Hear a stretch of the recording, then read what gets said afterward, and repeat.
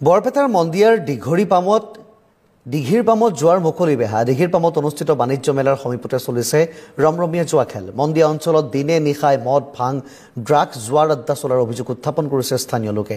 কাণসাৰ নাই মন্দিয়া আৰক্ষীৰ লগতে জিলা প্ৰশাসনৰ শীঘ্ৰে এনে অসামাজিক কাম বন্ধ কৰাৰ দাবী মন্দিয়া অঞ্চলৰ ৰাইজৰ। মুখ্যমন্ত্ৰী কচিৰে বৰপেটাত চলি থকা অসামাজিক কাম কাজ বন্ধ কৰাৰ আহ্বান জনোৱা হৈছে। অন্যথা তীব্ৰ আন্দোলনৰ হুংকাৰ বৰপেটা জিলা ছাত্ৰ মুক্তি আৰু কৃষক মুক্তি সংগ্ৰাম সমিতিৰ লগতে ৰাইজৰ দলৰ।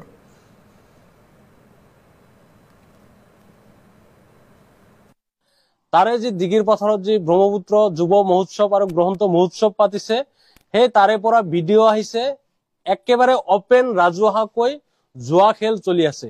তাৰ আগদিনা বৰপেটা জিলাৰ জনিয়া বাজাৰৰ কাষেই অৱস্থিত চৌধুৰী বজাৰ, তাতেও ৰাজহুৱাকৈ জুৱা চলি আছে। সিদিনা যোৱাকালি অখিল গগৈ ডাঙৰীয়া কলগাছিয়াত ৰাজহুৱাকৈ কৈ গলে